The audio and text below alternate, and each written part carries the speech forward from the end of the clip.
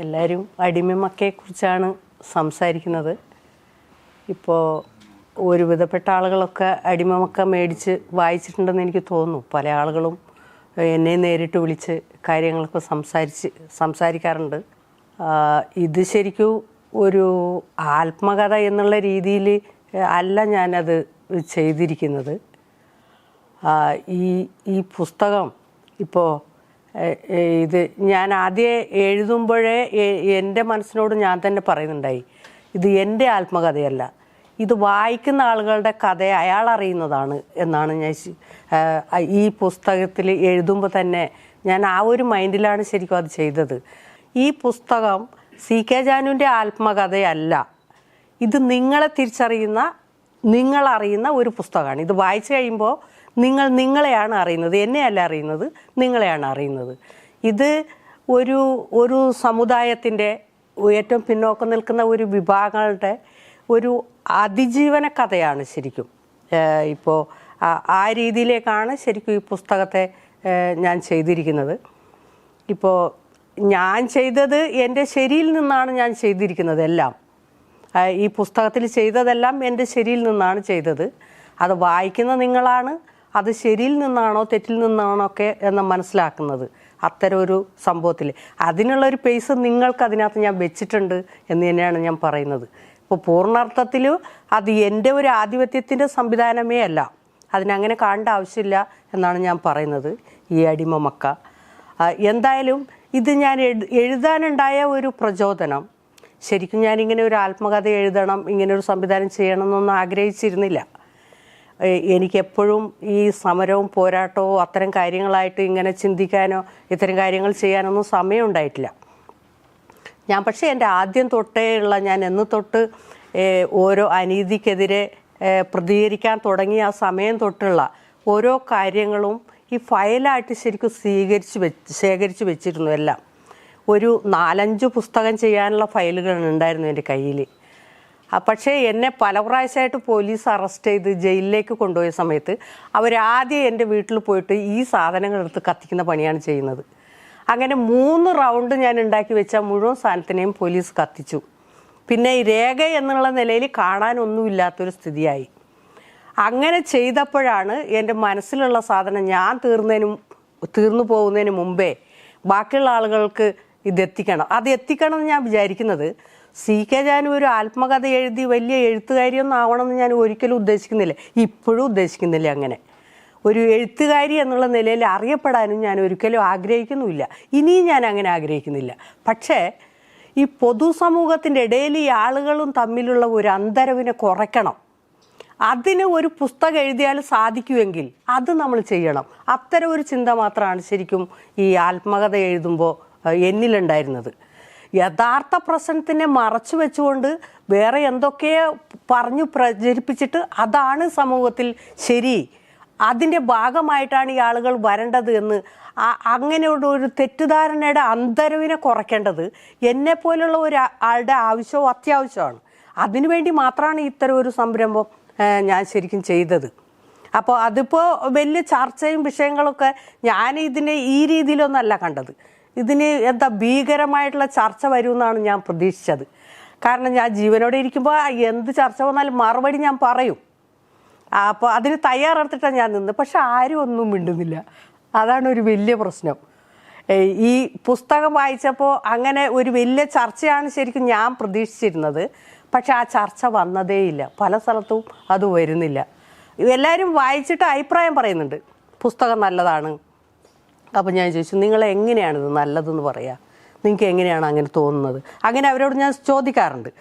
പക്ഷേ ഇങ്ങനെ ഒരു പുസ്തകം എഴുതാനുണ്ടായ എനിക്കുണ്ടായ ഒരു പ്രചോദനം അത് ഇപ്പോൾ ഈ CK ജാനു എന്ന് പറയുന്ന ഈ നെയിം കേരളത്തിൽ BJPയുടെ കൂടെ പോകുന്നു, ആദിവാസികളെ കൂട്ടിക്കൊടുക്കുന്നു, കോടിക്കണക്കിന് കോഴകൾ മേടിക്കുന്നു, അതുകൊണ്ട് ആധുനിക രീതിയിൽ ജീവിക്കുന്നു, സാരി ഉടുത്ത CK ജാനിനെ കുറച്ച് കാണുന്നു, അത് കഴിഞ്ഞിട്ട് ചുരിദാർ ഇടുന്ന CK ജാനിനെ കാണുന്നു, അത് കഴിഞ്ഞിട്ട് ജീൻസും ഷർട്ടും ഇടുന്ന CK ജാനിനെ കാണുന്നു.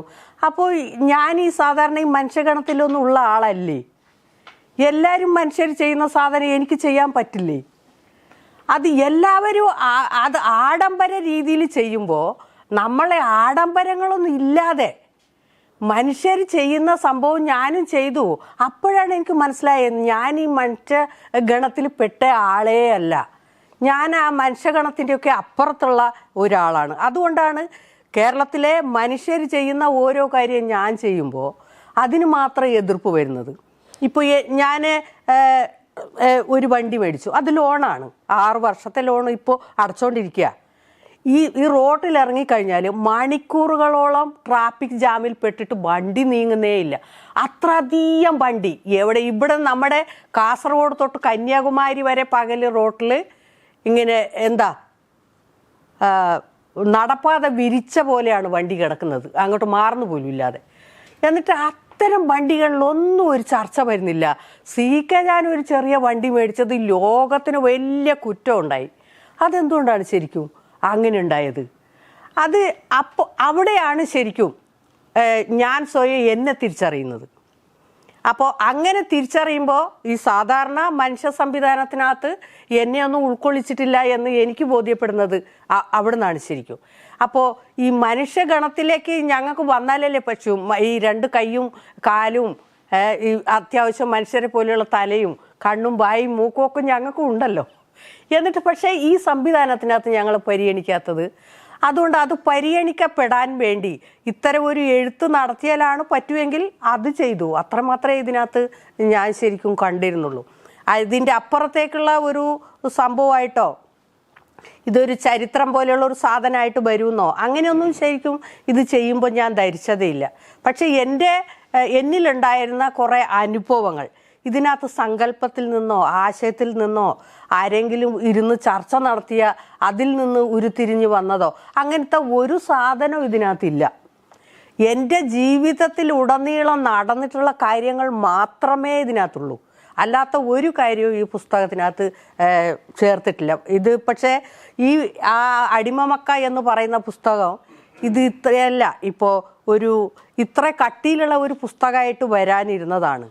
അപ്പോൾ ഇത് പേജ് കൂടുതലായാൽ ആളുകൾക്ക് അത് വായിക്കാൻ ബുദ്ധിമുട്ടാവുന്നത് കൊണ്ട് ഞാൻ തന്നെ ഒരു 3 റൗണ്ട് എഡിറ്റ് ചെയ്തിട്ടാണ് പുസ്തകം കുറച്ച് കൊണ്ടുവന്നത്. അങ്ങനെ അത്രയധികം സംഭവം നമുക്ക് പറയാനും കാര്യങ്ങളും എല്ലാം ഉണ്ട് ഈ പുസ്തകത്തിനകത്ത്. അപ്പോൾ ഈ സമൂഹത്തിൽ എന്താണ് നടക്കുന്നത്, ഈ ആളുകളെ പരിഗണിക്കുന്നത് എവിടെയാണ് അവഗണിക്കുന്നത്, ഇവരുടെ ജീവിക്കാനുള്ള അവകാശത്തെ നിഷേധിക്കുന്നത്, ഇങ്ങനെയുള്ള ഓരോ കാര്യങ്ങളും കൃത്യമായിട്ട് അത് ഈ പൊതു സമൂഹത്തിൻ്റെ ഇടയിൽ വരണം എന്നുള്ളത് കൊണ്ട് മാത്രമാണ് ഇങ്ങനെ ഒരു ആത്മകഥ എന്നുള്ള പേര് അത് കൊടുക്കാൻ. അത് ആത്മകഥയല്ല, ഒരു അതിജീവന കഥയാണ്.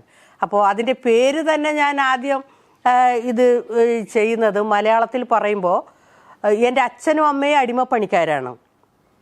ഞാൻ സ്കൂളിൽ പഠിക്കുകയൊന്നും ചെയ്തിട്ടില്ല. 1 വർഷം സാക്ഷരത ക്ലാസ്സിൽ പോയി, 2ാമത്തെ വർഷം സാക്ഷരത ഇൻസ്പെക്ടറായിട്ട് പഠിപ്പിക്കുന്ന പണി ചെയ്തു. ഒരു 3-4 വർഷം ആ പണി ചെയ്തു. അപ്പോൾ ഇത്രയുള്ള ഒരു സംഭവത്തിൽ ഇത് ഞാൻ ചെയ്തത് ഞങ്ങളുടെ ആദിവാസി സമൂഹത്തിൻ്റെ ഇടയിലുള്ള സ്ത്രീകൾക്ക് ഒരു പ്രചോദനമാകാൻ വേണ്ടിയിട്ടാണ്. കാരണം ഇതുവരെ ഞങ്ങളുടെ ആദിവാസികളുടെ ഇടയിൽ ഇങ്ങനെ ഒരു എഴുതുന്ന ഒരുപാട് ഒരു 5-6 പുസ്തകം ഓരോരുത്തർക്ക് എഴുതാനുള്ള അനുഭവങ്ങൾ ഓരോരുത്തർക്കും ഉണ്ട്. പക്ഷെ അവരാരും ഇത് എഴുതിയിട്ടില്ല. അവർക്കൊരു പ്രചോദനമാകാൻ ഞാനെപ്പോഴും സമരം നടത്തുന്ന സമയത്ത് ഓരോ കാര്യങ്ങൾ പറയുന്ന സമയത്ത് ഞാൻ ആദ്യമേ മാനസികമായിട്ട് പരിവർത്തനപ്പെട്ടതിന് ശേഷമാണ് ബാക്കിയുള്ളവരോട് അത് പറയാൻ നിൽക്കുന്നത്. ഞാനത് മാനസികപരമായിട്ട് പരിവർത്തനപ്പെടാത്തിടത്തോളം കാലം ആ ബാക്കിയുള്ളവരോട് പറയാനുള്ള ധാർമ്മിക അവകാശം എനിക്കില്ല എന്ന് തിരിച്ചറിയുന്ന ആളാണ് ഞാൻ. അതുകൊണ്ട് തന്നെ എന്നിലുണ്ടാവുന്ന പരിവർത്തനത്തിൻ്റെ കാര്യങ്ങൾ മാത്രമാണ് ഞാൻ ബാക്കിയുള്ള ആളുകളോട് പറയുന്നത്. അപ്പോൾ കേരളത്തിലുള്ള മുഴുവൻ ആദിവാസി സ്ത്രീകളും അവരുടെ അനുഭവം ഒരു പുസ്തക രീതിയിൽ എഴുതണം. അത്തരമൊരു കാര്യങ്ങൾക്കൊരു പ്രചോദനമാകാൻ വേണ്ടിയിട്ട് ഒരു തുടക്കം ചെയ്തു എന്നുള്ളത് മാത്രമാണ് ഈ പുസ്തകത്തിലൂടെ ഞാൻ ചെയ്തത്. ഇതിൻ്റെ എഴുത്തുകാരി എന്നുള്ള പട്ടമൊന്നും എനിക്ക് വേണ്ട, ഞാനത് ഒരിക്കലും ആഗ്രഹിക്കുന്നില്ല. പക്ഷേ ഇത് എന്നെപ്പോലെയുള്ള ഒരാൾ ചെയ്യണം. അത് ചെയ്താലേ ബാക്കിയുള്ള ആളുകൾക്ക് ചെയ്യാനുള്ള ഒരു വഴികാട്ടിയായി മാറണം. അതിനുവേണ്ടി മാത്രമാണ് ഈ പുസ്തകം ഞാൻ ചെയ്തത്. അതിനകത്ത് പരമാവധി ഈ യാഥാർത്ഥ്യങ്ങളും ആദിവാസികളുടെ ജീവിതവും അവരുടെ അനുഭവവും മാത്രമാണ് കൂട്ടിച്ചേർത്ത് വെച്ചിരിക്കുന്നത്. ഇത് ഒരാളുടെ ആത്മകഥയല്ല. എൻ്റെ ആ പുസ്തകം വായിച്ചാൽ തന്നെ നിങ്ങൾക്കറിയാം അത് എൻ്റേത് എന്നുള്ള വാക്കുകൾ അതിനകത്ത് പരാമർശിക്കപ്പെടുന്നുണ്ടോ എന്ന് നിങ്ങൾ ശ്രദ്ധിച്ചാൽ അറിയാം. എല്ലാം ഞങ്ങളുടേത്, നമ്മുടേത് എന്നാണ് അതിനകത്ത് വന്നിട്ടുള്ളത്. അപ്പോൾ അങ്ങനെ വരുമ്പോൾ അതെൻ്റേതല്ല, ശരിക്കും നമ്മുടേതാണ്, നമ്മുടെ സമൂഹത്തിൻ്റെയാണ്, ഈ പ്രകൃതിയുടെയാണ്, പ്രതിഭാസത്തിൻ്റെയാണ്, ഈ സംവിധാനത്തിൻ്റെ ഒക്കെയാണ് അത്. അപ്പോൾ ആ ഒരു അർത്ഥത്തിലാണ് ശരിക്കും ഈ ഒരു കാര്യങ്ങൾ ചെയ്തിട്ടുള്ളത്. അപ്പോൾ ഇനിയും അത്തരം പ്രശ്നങ്ങൾ കൂടുതൽ ചെയ്താലാണ് ആളുകളുടെ ഇന്നത്തെ അവസ്ഥയ്ക്കൊരു മാറ്റം ഉണ്ടാവണമെങ്കിൽ അത് ഞാൻ ചെയ്യും. ഇനിയും കുറേ പുസ്തകം എഴുതിയാൽ അങ്ങനെ മാറ്റം വരുമെന്ന് എനിക്ക് ബോധ്യപ്പെട്ടാൽ, പക്ഷെ ആരെങ്കിലും പറഞ്ഞാലൊന്നും ഞാൻ ചെയ്യില്ല. സ്വയമേ എനിക്ക് ബോധ്യപ്പെടണം. ഇങ്ങനെ എഴുതിയാൽ അതിലൂടെ ഇത്തരം ഒരു മാറ്റം വരുമെന്ന് പറഞ്ഞാൽ നിങ്ങൾ ആരെതിർത്താലും സമ്മതിക്കില്ല, ഞാൻ എഴുതും. നിങ്ങൾ ഇനി ആരെങ്കിലും അച്ചടിച്ചിട്ടില്ലെങ്കിൽ ഞാൻ സ്വന്തമെങ്കിലും അച്ചടിച്ച് വിൽക്കും. അങ്ങനത്തെ പണിയായാലും ഞാൻ ചെയ്യും. അപ്പോൾ അങ്ങനെ സ്വയമേ ഒരു തീരുമാനത്തിൻ്റെ അടിസ്ഥാനത്തിലാണ് ശരിക്കും ഇത്തരം ഒരു സംരംഭം ചെയ്തിട്ടുള്ളത്. ഈ കഴിഞ്ഞ ദിവസം കാര്യവട്ടം ക്യാമ്പസിൻ്റെ ഇംഗ്ലീഷ് ഡിപ്പാർട്ട്മെൻറ്റിൽ ഈ പുസ്തകത്തെക്കുറിച്ചൊരു ചർച്ചയുണ്ടായി. സോഷ്യൽ ഡിപ്പാർട്ട്മെൻറ്റ്, ഇംഗ്ലീഷ് ഡിപ്പാർട്ട്മെൻറ്റ് രണ്ടും കൂടെ സംയുക്തമായിട്ടാണ് നടത്തിയത്. അവിടെ രാവിലെ തൊട്ട് ഉച്ച വരെ ഈ പുസ്തകത്തെക്കുറിച്ച് മാത്രം ചർച്ച ചെയ്തിട്ട് അവർ പറഞ്ഞത് ഇനി നമുക്ക് ഒരു ദിവസം ഫുൾ ഡേ ചർച്ച ചെയ്യണം, അത്രയധികം ഇതിനകത്ത് ചർച്ച ചെയ്യാനുണ്ട് എന്നാണ് അവർ പറഞ്ഞത്. പക്ഷെ ഞാനിത് എഴുതിയപ്പോൾ അത്രയൊന്നും ഉണ്ടാവുമെന്ന് വിചാരിച്ചിട്ടില്ല കേട്ടോ. ഇപ്പോൾ ആളുകളുടെ ഇടയിൽ വരുമ്പോഴാണ് ഇത്രയധികം ഇതിനകത്ത് സംഭവമുണ്ട്. അപ്പോൾ ഈ ചരിത്രവും ഭരണ സംവിധാനവും പൊളിറ്റിക്സും സാമൂഹ്യ വ്യവസ്ഥിതി എന്നൊക്കെ പറയുന്നത് അതിനകത്ത് വളരെ കൃത്യമായിട്ട് നിലപാടെടുക്കാനും അത്തരം സംവിധാനത്തോട് ഒപ്പം നിൽക്കാനും ഒക്കെ കഴിയുന്ന ആളുകളാണ് ഞങ്ങൾ എന്ന് ഈ പുസ്തകം എഴുതുമ്പോഴാണ് എനിക്ക് കൂടുതൽ ബോധ്യപ്പെട്ടത്. കാരണം ഇപ്പോൾ എല്ലാവരും പറയുന്നത് ഇതൊരു മഹത്തായ പുസ്തകം എന്നാണ്. ഞാൻ ശരിക്കും മഹത്തായ പുസ്തകമായിട്ടൊന്നും ഇതിന് കണ്ടിട്ടില്ല. എൻ്റെ ഒരു അനുഭവം, കാരണം എന്നെക്കുറിച്ച് ഒരുപാട് തെറ്റിദ്ധാരണകൾ ഈ സമൂഹത്തിലുണ്ട്. അത് തിരുത്തേണ്ടത് എൻ്റെ മാത്രം ബാധ്യത, അത് വേറെ ആരുടെയല്ല. അപ്പോൾ അത് തിരുത്താൻ വേണ്ടി കൂടി യഥാർത്ഥത്തിൽ എന്താണ് എന്നുള്ളത് കൂടി ആളുകളെ അറിയിക്കുന്നതിൻ്റെ ഭാഗമായിട്ടാണ് ഞാനിത് ചെയ്തത്. ഭാവിയിൽ എന്തായാലും ഒരുപാട് എഴുത്തുകാരായിട്ടുള്ള ആദിവാസി സ്ത്രീകളെ ഇനി ഉണ്ടാക്കാൻ സാധിക്കുമെന്നുള്ളൊരു വിശ്വാസം എനിക്കുണ്ട്. അതിൻ്റെ ഒരു തുടക്കം മാത്രമായിട്ടാണ് ഞാൻ ഈ സംരംഭത്തെ കാണുന്നത്.